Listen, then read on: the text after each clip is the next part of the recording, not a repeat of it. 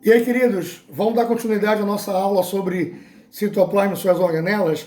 Já está aqui na tela para você já ir acompanhando passo a passo. Ó, primeira organela, retículo endoplasmático, retículo, rede de canais, rede de túbulos, endoplasmático, está dentro de um grande plasma que é o citoplasma. Primeira característica fundamental, filho, essa organela se origina da membrana plasmática. Então a membrana, além de envolver, além de proteger todo o conteúdo intracelular, ela também se encarrega em determinadas situações de originar determinadas estruturas.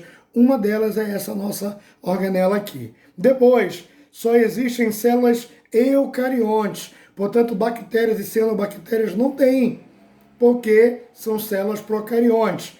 Vamos falar dos dois tipos de retículo endoplasmático que existem. Só um detalhe, filhotes, não existem dois tipos de retículo separadamente. A gente os classifica porque eles vão receber formas e funções diferentes. Já já eu te mostro uma imagem melhor. Mas tem um chamado de retículo endoplasmático rugoso ou granuloso, tem um chamado de retículo endoplasmático liso ou agranular ou não granuloso. Depois, ele é mais desenvolvido em células ativas. Portanto, quanto maior o metabolismo, quanto a maior a atividade de uma célula, maior vai ser o tamanho do retículo que ela vai apresentar. Por último aí, nesse nosso início, ele pode ser observado pelo MO, pelo microscópio óptico. É uma organela de um tamanho bastante considerável, que uma boa técnica para corar já te permite, mesmo pela microscopia normal, que é o microscópio óptico, visualizar. Vamos passar aqui, adiantando o final, só para dizer que ele é um conjunto de canais, já te falei isso logo no início. Então vamos lá, ó.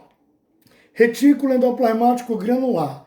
Primeiro, ele apresenta sobre as suas membranas uma outra organela chamada de ribossomos. Então, é esses ribossomos, esses granulozinhos, que vão dar a esse retículo um aspecto rugoso, um aspecto granuloso. Ele vai ter como principal função, diferente do seu outro tipo, que é o liso, a produção de proteínas e glicoproteínas. Porque quem, na verdade, vai produzir proteínas são os ribossomos. Como eles estão presos à membrana desse retículo, essa produção proteica acaba acontecendo nesse nível, a nível do retículo endoplasmático granuloso. Mas ele também, por ser um conjunto de canais ou conjunto de túbulos, acaba de vez em quando fazendo o armazenamento e o transporte de substâncias. Não vai embora, vamos continuar, ó. Depois disso, vamos falar do retículo agranular, também chamado de liso. Ele não tem ribossomos, por isso que ele tem o aspecto liso, devido à ausência dos ribossomos.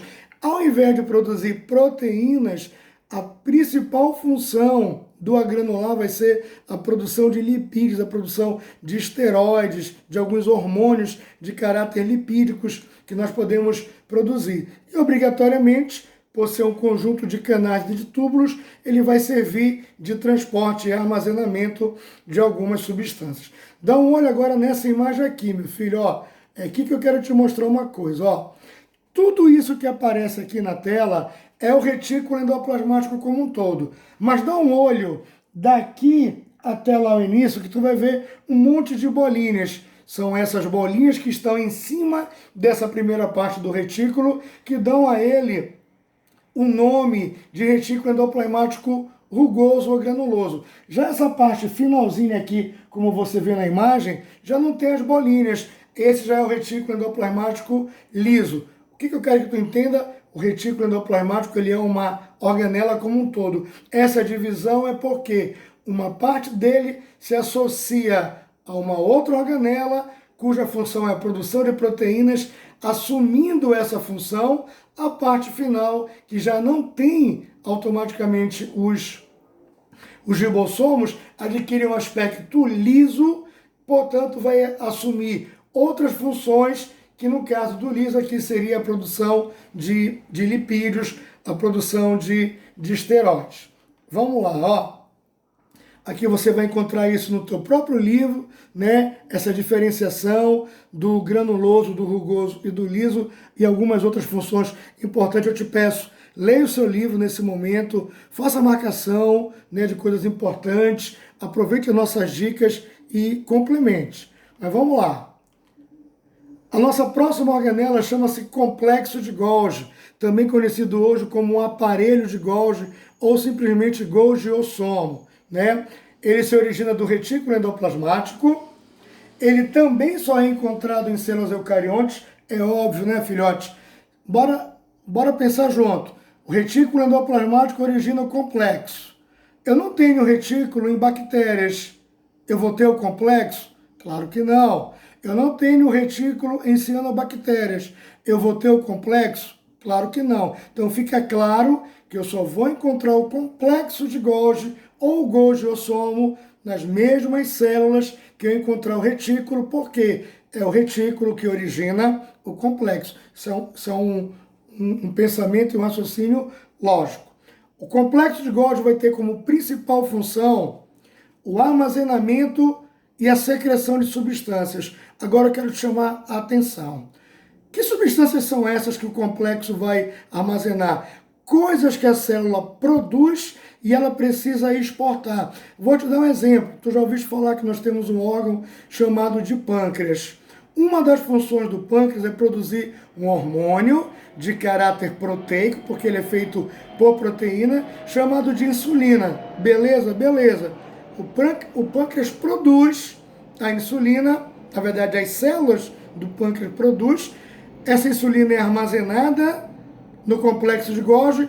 Quando o organismo precisa, onde é que o pâncreas lança a insulina? Na corrente sanguínea, para que a insulina possa então ajudar o organismo a controlar a sua taxa de glicose no sangue. Então nota que o complexo de Golgi não está armazenando coisas que a célula vai usar. Ele está armazenando coisas que a célula produziu, mas ela precisa exportar para que essa substância seja mandada para algum lugar e nesse lugar, que a gente vai chamar aí de célula-alvo ou órgão-alvo, ela possa atuar.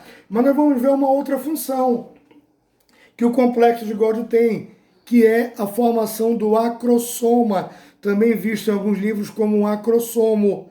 Esse acrossomo, já eu te mostro uma imagem, ele está lá na cabecinha do espermatozoide e ele vai ter uma função que já eu te explico. Mas o complexo de Golgi também vai formar a lamela média nos vegetais que participa aí da formação da parede celular nessas células. Dá um olho aqui, filhotes, para a gente fechar. Tá? Retículo endoplasmático se diferenciando, formando o complexo de Golgi, que vai armazenar, encapsular e no momento certo ele expulsa, ele secreta determinadas substâncias. Por isso que essa é a principal função do CG, complexo de Golgi, armazenamento, encapsular e secretar substâncias. Aqui é o aparelho de Golgi, ele é um conjunto de bolsas, um conjunto de vesículas, né, cuja função é armazenar alguma coisa, associado a bolsinhas menores. Então, quando você abrir a nossa aulinha, você vai ver isso. Essa mesma aula aqui que eu estou fazendo essa explicação para você, você vai receber lá pela tia Noelma. O acrossoma, filhote, está aqui, ó. Durante a formação do espermatozoide, o complexo de Golgi se une, formando uma única vesícula, que vai lá para a extremidade da cabeça do espermatozoide. O que eu tenho dentro dessa vesícula? Uma enzima, um nomezinho complicado chamado de hialuronidase, mas é essa enzima, pessoal, que está aqui dentro, que quando o espermatozoide vai se aproximando do óvulo, já que você vai lembrar, o objetivo do espermatozoide é fecundar o óvulo, ele vai tipo que espirrando essa enzima, que é uma enzima de caráter ácido, ela vai, portanto, corroendo as várias camadas que protegem o óvulo, ajudando a penetração desse gameta masculino para que o grande fenômeno da fecundação aconteça, formando, portanto, um novo indivíduo a partir da união dessas duas células. Então, nos espermatozoides, o acrossoma é, na verdade, o complexo de Golgi, que já armazenou dentro dele essa enzima chamada de hialuronidase, para que ele possa, então, vencer as várias barreiras de células, de membranas que protegem o óvulo, que é o gameta feminino. Então, com isso, a gente viu aí 2 organelazinhas. Peço que você, mais uma vez, faça a leitura do livro, faça a leitura do material, tá certo? E aguarde as próximas aulas nossas. Um abraço a todos, até a próxima.